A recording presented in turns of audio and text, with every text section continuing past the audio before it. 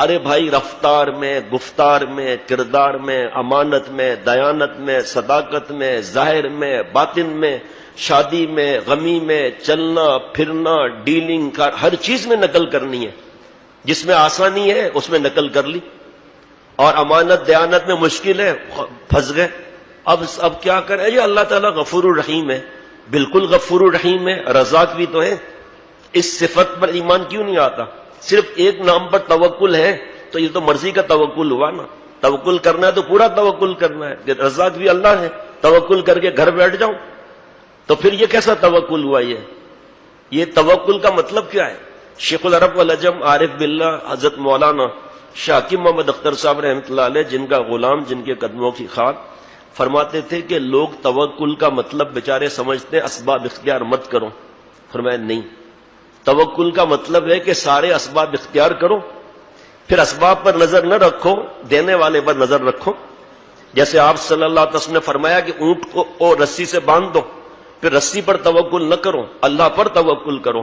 اور میرے دادا شیخ حضرت پھول پوری رحمۃ اللہ علیہ فرماتے تھے اسباب پیالہ ہیں، بھیگ دینے والے مولا ہیں، تو پیالے پر نظر نہیں رکھنا، مولا پر نظر رکھنا.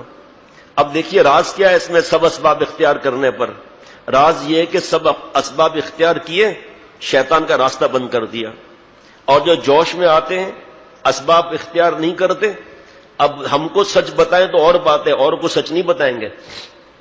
اب شیطان آ گیا.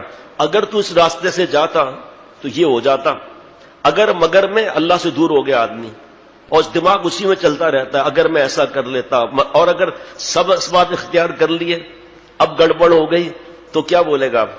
بولنے کے لیے کچھ ہے ہی نہیں، ایک ہی جملہ کہے گا خیر ہے وہی اس بات میں، اللہ تعالیٰ کی طرف سے اس میں خیر ہے اور اللہ سے راضی ہو جائے گا. ہم پورا زور پھر اسباب پہ لگا دیتے ہیں پر اللہ تعالیٰ کی طرف نعوذ باللہ نہیں دیکھتے. وہ اسباب میں استخارہ ہے. دیکھو آپ سنت استخارہ، کبھی کوئی آتا ہے میں نے استخارہ کیا کالی روشنی آ گئی. یار روشنی کبھی کالی ہوتی ہے تو پہلی دفعہ سنا ہے بھائی. کوئی آتا ہے پیلی روشنی آئی، کوئی کہتا ہے گردن کو جھٹکا لگ گیا تو اس کا مطلب نہیں، ایسے جھٹکا لگ گیا اس کا مطلب ہاں. کوئی خواب میں رشتہ آ رہا ہے، خواب میں دیکھ رہا ہے کہ بھنگن جو ہے وہ گھر کا جھاڑو لگا رہی ہے، کہ یہ رشتہ صحیح نہیں ہے. اب بھائی بھنگن کا بیچ میں کیا واسطہ؟ آپ نے بھنگن سے تو مشورہ نہیں کیا تھا.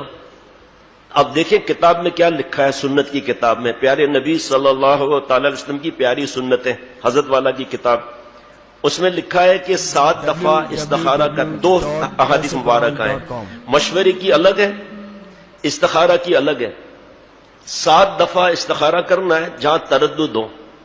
اس لیے استخارہ نہیں ہوتا کہ شیخ کوئی کام کا کہے کہ بھئی جمعہ ہے، مہمان زیادہ ہوتا ہے، اٹھ جانا ذرا خدمت کے لیے، کہ 1 منٹ پہلے استخارہ کر لو جب تک تو اثر کا وقت ہو جائے گا.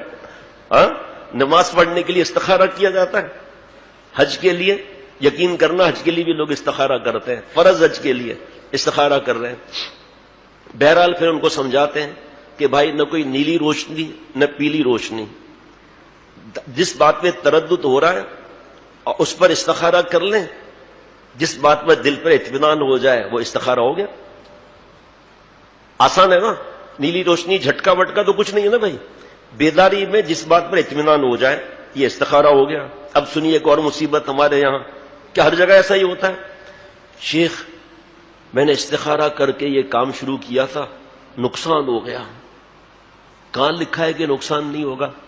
یہ لکھا ہے کہ استخارہ کی برکت سے اللہ تعالیٰ جو مشورہ دیں گے، بڑی تکلیفوں سے اللہ نے بچا دینا ہے. اللہ نے آپ کو بڑی تکلیف سے بچایا. بھائی استخارہ کا مطلب یہ نہیں ہے بس جو ہے تو وہی.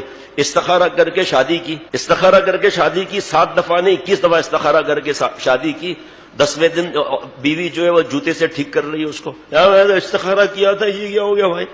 اور بھائی اللہ نے آپ کو بڑی مشکل سے بچایا. کچھ اور جیسے ایک جعلی حکیم تھا، وہ قبرستان سے ایسے جا رہا تھا.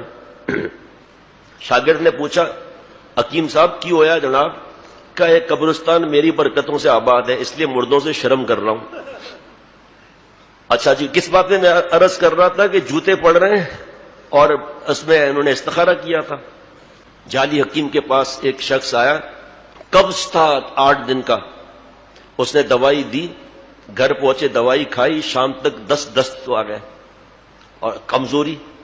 بیٹا آیا حکیم صاحب کے پاس کہ حکیم صاحب ابا کو 10 لگ گئے، ایک ساتھ 10 آ گئے، ابا کی حالت خراب ہو رہی ہے۔ کہا اچھا مبارک کو فاسد مادہ نکل رہا ہے۔ رات تک پھر بھاگتا ہوا آیا، کیا وہ تو 15-10 اور ابا کر چکے۔ کہا بھائی مبارک کو فاسد مادہ نکل رہا ہے۔ 10 بجے پہنچا، کہ اللہ کے واسطے اب چلیں تو صحیح۔ کہا بھائی کیا بات ہے، چلیں تو صحیح، 20 دست ہو گئے، ابا سے اٹھا ہی نہیں جا رہا۔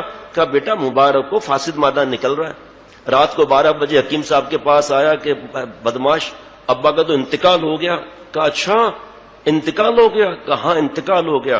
کہا شکر کرو فاسد مادہ نکل گیا، ورنہ پتہ نہیں کیا ہو جاتا۔ لے بھائی پتہ نہیں کیا ہو جاتا۔ یہ ہمارا بھی حال یہی، اللہ معاف فرمائے، گناہ کر کے فاسد مادہ نکل رہا ہے۔ فَأَلْهَمَهَا فُجُورَهَا وَتَقْوَاهَا، اللہ نے فجور کا مادہ بھی عطا فرمایا، تقوی کا مادہ بھی عطا فرمایا۔